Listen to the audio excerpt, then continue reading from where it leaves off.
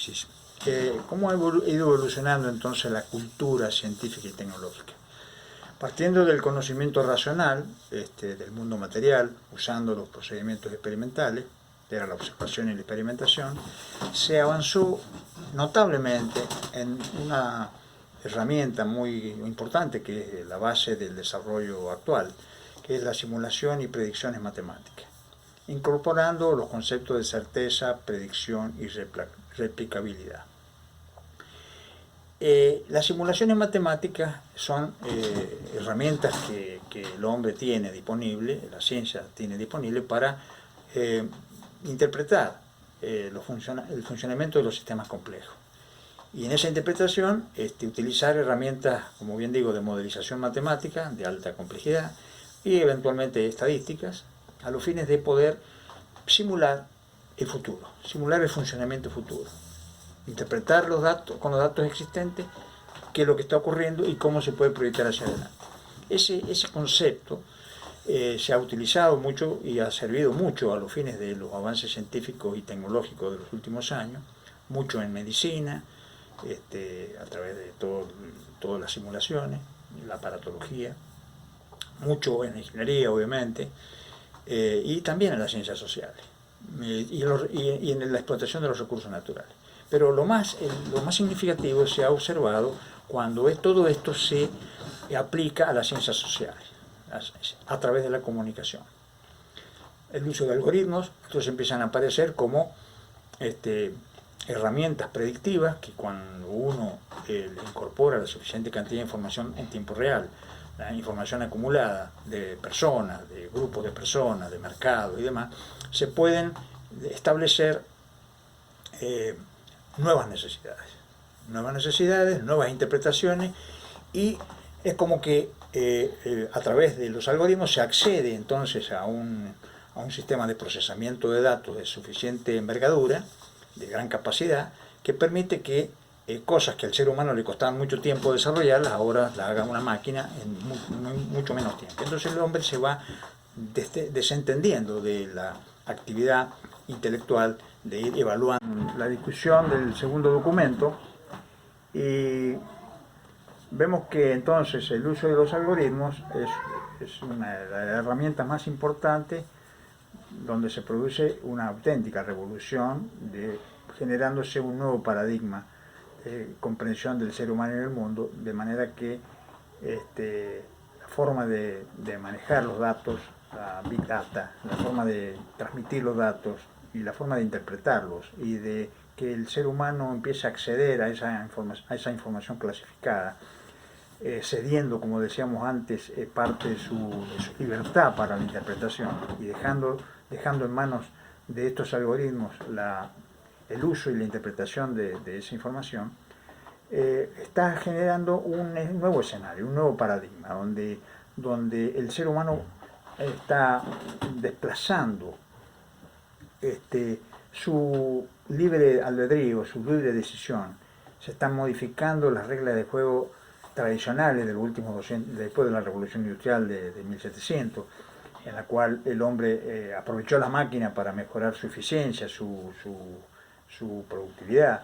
Y hoy día, en ese momento, los dueños del poder eran en realidad los dueños de las máquinas, así como en la época de la antigüedad eran los dueños de la tierra, los dueños del poder, después fueron los dueños de la máquina. Hoy los dueños del poder son los dueños de la información. Y el ser humano en realidad lo que ha ido es inconscientemente cediendo el espacio a través de los algoritmos que están ocultos, digamos, para tomar decisiones. Entonces la toma de decisiones está condicionada por el uso de esta nueva ciencia y tecnología. Ahora bien, esta parte ha sido muy atractiva porque al ser humano le ha cambiado la vida y ha permitido que además se penetre en las culturas tradicionales. Es decir, que como el avance científico y tecnológico de los algoritmos nace en Occidente, sobre todo en Estados Unidos y en Europa, y a partir de ahí entonces se hace una venta de la tecnología relacionada a estos nuevos conocimientos, y se venden en los países que no tienen esa cultura, América Latina, Asia, África, pero se adoptan automáticamente, porque son atractivos, porque resuelven problemas. Entonces, ahí se empieza a notar una gran transculturalización, una penetración cultural que va dejando de lado las culturas tradicionales, las religiones, por supuesto, las culturas tradicionales, el concepto de nación, que está muy asociado a lo cultural y a lo religioso, y digamos a occidentalizar.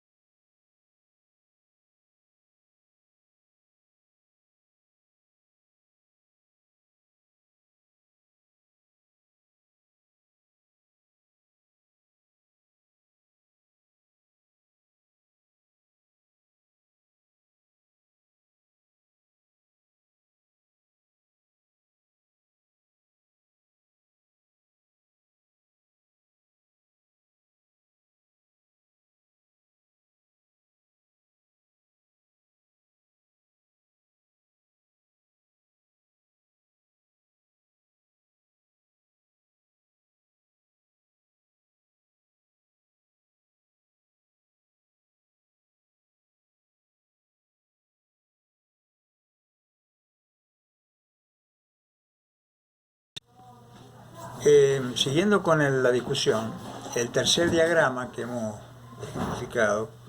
mostramos, así como hemos mostrado los dos esquemas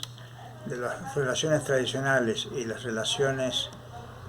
actuales, también es conveniente en el tercer esquema, que se denomina relaciones entrópicas, mostrar lo que está pasando en la explotación de los recursos naturales. En realidad hoy día la explotación, el último del siglo XX también, y por supuesto continúa este proceso, y todavía hay una disputa ahí con el tema de la ecología y del control del medio ambiente, entre el desarrollo económico y el control del medio ambiente. Y esto, a nuestro criterio, responde a que no se respetan las relaciones entrópicas, entendiendo relaciones entrópicas a las relaciones que involucran la energía en su conjunto, cómo se utiliza la energía en su conjunto. Hoy día el desarrollo económico, mirado desde el punto de vista de la explotación de los recursos naturales, se puede considerar que es un desarrollo lineal, es decir, uno utiliza materia prima, que es un recurso natural, utiliza energía, produce un bien, un servicio, y luego desecha lo que deja de utilizar.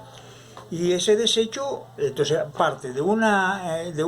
recurso natural ordenado, entrópicamente ordenado, así, con poco desorden, que ha costado millones de años producirlo, en el caso de los combustibles, en el caso de los árboles, en el caso del agua potable, en el caso de cualquier recurso natural, recurso minero, etcétera, etcétera, estaban ordenados, con baja entropía,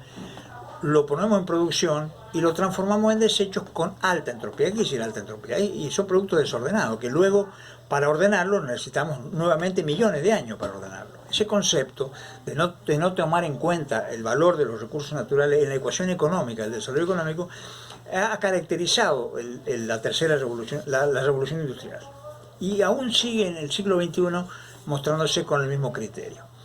Ahora se empieza a plantear, entonces, en términos científicos, el tema de la economía circular, es decir, de que los materiales que están ordenados originalmente con energía ordenada, con una entropía baja, entrar a la producción y al consumo con el criterio de aprovechamiento racional de la energía y aprovechamiento racional de los recursos, que significa la economía circular. A partir de ahí puede aparecer nuevas formas de economía y nuevas formas de producción, como por ejemplo la industrialización urbana, es decir, industrias urbanas que surgen del aprovechamiento de los residuos. Por ejemplo, si uno hiciera teléfonos inteligentes, de lo que estamos usando, pero lo hiciera con un diseño que permitiera recuperación sencilla de los componentes que integran el aparato, seguramente luego la recuperación de esos componentes, metales de alto valor, el costo de recuperación y su aprovechamiento energético sería muy barato con respecto al costo de obtención de recursos naturales originarios desordenados como lo estamos haciendo hoy día. Entonces aparecería una nueva forma de economía alrededor del no uso lineal de los recursos ordenados energéticamente y usar el uso de los recursos en forma circular.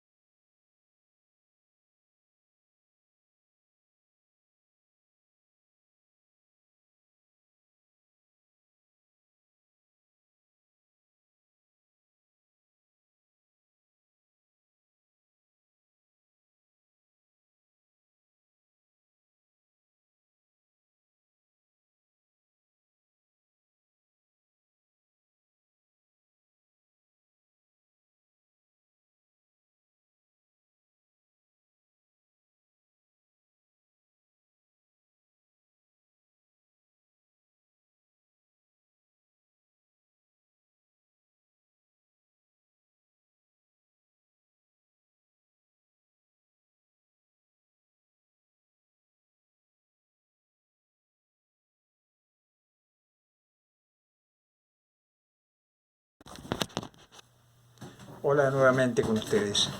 Estamos con el segundo documento, vamos a conversarlo un poco, analizarlo un poco. El segundo documento tiene que ver con la situación actual de la ciencia y la tecnología y con la comunicación de la misma a partir de la relación entre la ciencia, la tecnología y la ética. Nos ha parecido muy importante desde nuestro punto de vista. Eso son opiniones personales, no hay demasiadas citas bibliográficas ni tampoco compromisos de la universidad en estas opiniones que están publicadas acá en este documento. Y el objeto de haberle sintetizado estos puntos de vista son a los fines de que los comunicadores de la ciencia y la tecnología en esta época puedan tener, desde nuestro punto de vista, la mayor cantidad de elementos arriba de la mesa para evaluar, sobre todo para discutir, para traducir los avances científicos y tecnológicos que son tan revolucionarios en el siglo XXI para la comunicación a la sociedad en su conjunto. Bueno, el planteo del problema lo hemos sintetizado en los siguientes puntos. Primero, decimos que la ciencia en realidad se caracteriza porque todo lo que se construye en la ciencia se hace a través de las observaciones. O sea, por eso es que se denomina ciencia empírica. Pero en realidad no se construye alrededor de toda la realidad.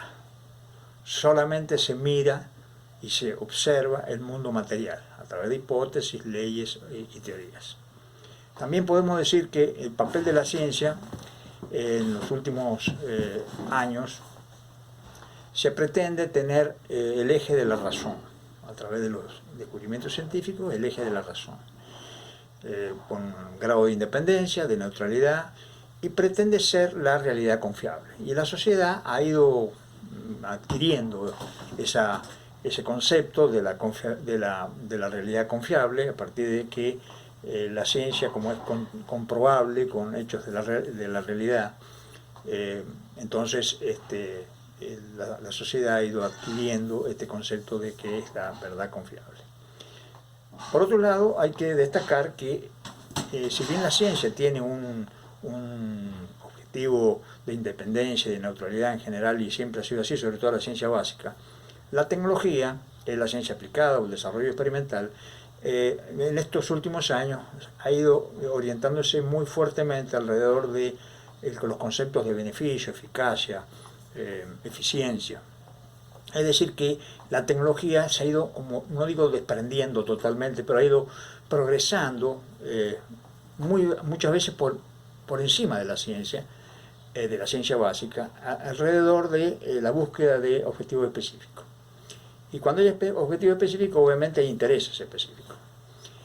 Entonces, en este proceso de evolutivo de la ciencia y la tecnología, uno ha ido observando que se han ido desprendiendo de las relaciones humanas y de los derechos humanos, y que generalmente han estado concentrados en la ética y las religiones. Es decir, que hasta hace un siglo la ciencia y la tecnología iban en discusión con la filosofía, con la ética, con la religión, y a veces entraban en conflicto, pero en definitiva iban un poco de la mano evolucionando. Pero en estos últimos años, yo diría en los últimos 40 años, es como que el desarrollo tecnológico es el que ha empezado a destacarse y ha arrastrado aún a ciertos desarrollos teóricos científicos básicos para poder estar sustentados en análisis un poco más profundo. Pero se ha ido desprendiendo de los conceptos filosóficos, de la ética, de la religión, y también se ha ido abandonando la discusión epistemológica como un análisis crítico sistemático sobre los avances científicos. Apareció entonces, desde ese punto de vista han aparecido los problemas de la ética social y el darwinismo social. Y el ejemplo más característico de este punto tiene que ver con la mirada desde la economía de que solamente deben estar promovidos aquellos que tienen capacidades diferentes en relación al desarrollo económico social, ¿no? Es decir, que no deben existir los lastres de los discapacitados o los lastres de los minusválidos o de los menos aptos. Entonces es como que se hace una analogía entre la teoría evolucionista darwiniana del sistema naturales y de los seres vivos y se aplica a las ciencias sociales con ese famoso título del darwinismo social. Entonces, sobre todo el liberalismo, el que ha ido marcando fuertemente, sin explicitarlo en forma evidente, pero ha ido marcándolo fuertemente en los últimos años. Es decir que de alguna manera se están identificando cuáles son los factores que promueven y cuáles son los factores que restan. Los que promueven son aquellos más aptos y los que restan son los menos aptos. Y desde ese punto de vista la humanidad ha empezado a tener situaciones de alto nivel de conflictividad y sobre todo de mucha desigualdad social. En el tema más claro, el tema del control de los recursos naturales, que es uno de los parámetros centrales del avance científico, donde el tema de la economía, sobre todo el desarrollo de la economía lineal, ha predominado en el desarrollo de la explotación de los recursos naturales, con un predominio del capital y el interés antes que la entropía o el desarrollo entrópico, que es la forma ordenada de poder explotar los recursos naturales. Entonces el papel del capital y las finanzas pasó a tener un predominio fundamental en la nueva organización del poder. En el documento número 2, ustedes vieron que yo puse dos ejemplos, uno el del Banco de Genoma Humano y el otro el de inteligencia artificial a través de sistemas expertos para evaluaciones de carreras de grado universitaria. En ambos ejemplos he querido poner en evidencia la vinculación entre el desarrollo científico tecnológico y la ética. En el primer ejemplo, trabajar sobre el genoma humano significa utilizar un equipo que se llama un secuenciador de ADN y que produce la secuenciación, la ruptura de millones de partes de los ADN, estableciéndose entonces los aminoácidos esenciales, las proteínas, todos los componentes del genoma. Y tiene otro componente complementario, que es un software de alta resolución, que traduce a través de algoritmos, como hemos estado comentando, dicha información digamos, al diagnóstico o al análisis del tema el cual se está analizando. En este caso específico hablamos de cáncer. Es decir que entre el uso de una tecnología de alta capacidad de trabajo sobre moléculas pequeñas y asociado a esto los algoritmos matemáticos de software de alta capacidad resolutiva con mucha cantidad de información procesada, se permite entonces obtener información calificada de cada persona. Y esto, a los fines del diagnóstico del cáncer, es muy importante porque se hace lo que se denomina medicina personalizada o medicina de precisión, ya que el diagnóstico y el tratamiento es específico. Entonces se mejora mucho la calidad de vida, se mejora mucho la probabilidad de vida y también los costos de tratamiento, ¿no? Y entonces ahí aparece el tema ético, ¿sí? Porque la manipulación genética sirve para muchas cosas. Sirve para esto, para curar enfermedades, pero también sirve para alterar o modificar algún aspecto, alguna proteína que pueda